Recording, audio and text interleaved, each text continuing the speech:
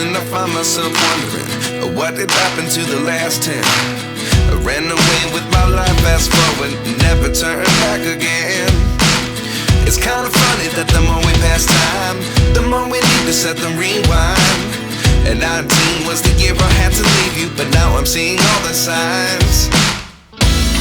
Is this really happening? I can't believe it's true.